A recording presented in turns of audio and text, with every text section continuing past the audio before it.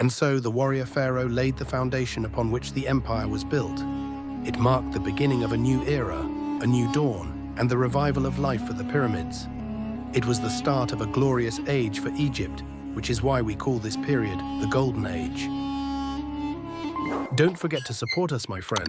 Please subscribe to the channel and like the video. Ahmose dedicated his life to spreading peace in Egypt, paving the way for the rebuilding of the nation and the expansion of Thebes, the religious capital, which flourished.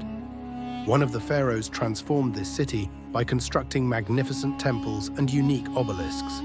Each obelisk weighed 300 tons and stood 30 meters tall, carved from a single block of granite. Building these towering structures with sharp peaks was a remarkable feat that still puzzles engineers to this day. Obelisks became monumental landmarks that marked the beginning of the New Kingdom era. Their design was bold and innovative, inspiring creativity worldwide in later periods. However, obelisks also carried a mystery. For years, archaeologists knew they were built during the reign of Hatshepsut, but her name was missing from the list of kings inscribed on the temple walls, which served as official records. This puzzling enigma remained unsolved for 3,000 years.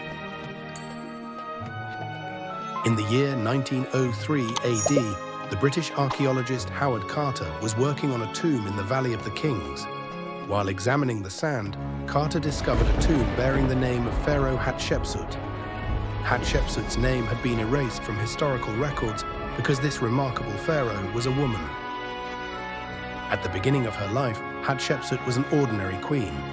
However, after the death of her husband, the throne of Egypt legally belonged to Thutmose, her husband's son. Hatshepsut initially supported him, becoming his co-ruler. This was not unusual at the time. The surprise came with her next move when Hatshepsut declared herself Pharaoh of Egypt. She must have been an extraordinary woman, finding herself as the most significant ruler of her time. The next rightful heir to the throne was Thutmose III, but he was still too young. Acting decisively, Hatshepsut proclaimed herself the ruler of Egypt, transitioning from being a mere regent to a full-fledged monarch. What drove her to take this step?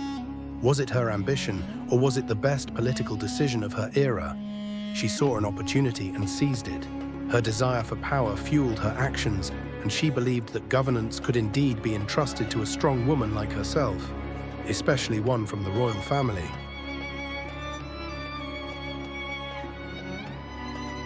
Only 2 women reached the rank of pharaoh before Hatshepsut, but they failed to rule Egypt for an extended period. However, this did not deter her determination. She believed that Egypt would accept a woman on the throne. Above all, the status of women in Egypt was prestigious compared to other civilizations, as indicated by ancient texts. The status of women in Egypt was better than in any other ancient society, but it was still difficult for them to choose their professional future. The title commonly given to Egyptian women was Lady of the House, or more specifically, the wife and mistress of the home. Certainly, Hatshepsut was not a mistress of the home. Women at the time enjoyed several rights, but Egyptians struggled to accept the idea of a female pharaoh. The Egyptians referred to the prevailing life concepts as Ma'at. The word Ma'at symbolized the overall order of the universe, encompassing ideas such as the structure of the cosmos, Egypt's place in it, relationships with foreigners, and the belief that Egypt was a powerful and dominant nation.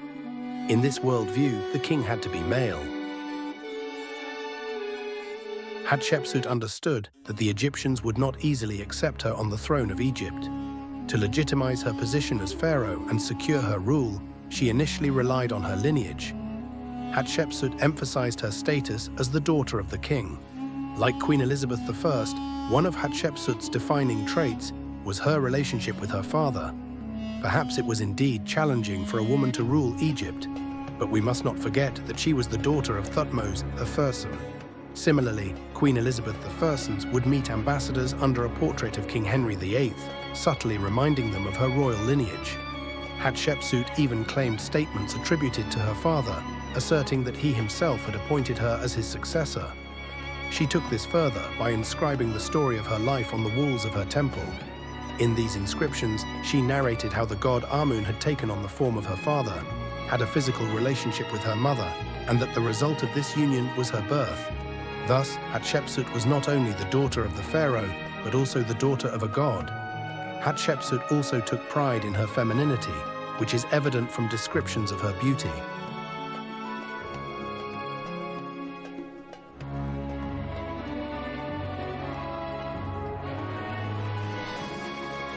However, Hatshepsut was a pharaoh, and a pharaoh was expected to be male. To fulfill this image, she disguised herself as a man by wearing the traditional male kilt and a false beard. Hatshepsut had to carefully choose whom to trust within her court. As a woman trying to establish herself as king, she inherited her father's rule, but replaced the court members with people she personally selected.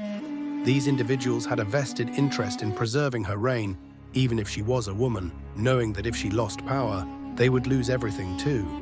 The pharaoh's closest companion was a man named Senenmut. He began his life as a commoner, but his rise through the ranks was rapid, sparking rumors about the nature of his relationship with Hatshepsut. Senenmut advanced from being a soldier in the army to a royal court official, and Hatshepsut even entrusted him with the upbringing of her daughter. His most significant service to the pharaoh, however, was his role as chief architect. He was responsible for constructing Hatshepsut's massive obelisks and oversaw the construction of her most important architectural project, her funerary temple. This temple, meant to solidify her legitimacy as pharaoh, was a monumental testament to her reign. Known as the Mortuary Temple of Hatshepsut at Deir el-Bahari, it was one of the grandest and most magnificent monuments of the ancient world. Beneath the temple, another tomb was carved into the rock. This tomb further underscored Hatshepsut's vision of eternal legacy and grandeur. Regardless of Queen Hatshepsut's reign, she remains one of the few women in the ancient world who ascended to the highest level of governance in their nations. She exerted great effort to convince the men of her time to accept her as a woman ruling over them. Whether or not she succeeded in persuading them, what she achieved was far greater than what some male kings accomplished. Hatshepsut, meaning foremost of noble ladies, 1508 to 1458 BCE, was the fifth pharaoh of Egypt's 18th dynasty. Egyptologists regard her as one of the most successful pharaohs, holding the title longer than any other woman in Egypt's dynastic history. Her reign was marked by a strong military, significant architectural achievements, and grand naval expeditions sent to trade with neighboring lands. She was the eldest daughter of Pharaoh Thutmose I and Queen Ahmose. Her father had a son, Thutmose II, born out of wedlock, and Hatshepsut accepted marriage to him, as was customary in royal families, to co-rule after her father's death and resolve the issue of a legitimate heir. Don't forget to support us, my friend. Please subscribe to the channel and like the video.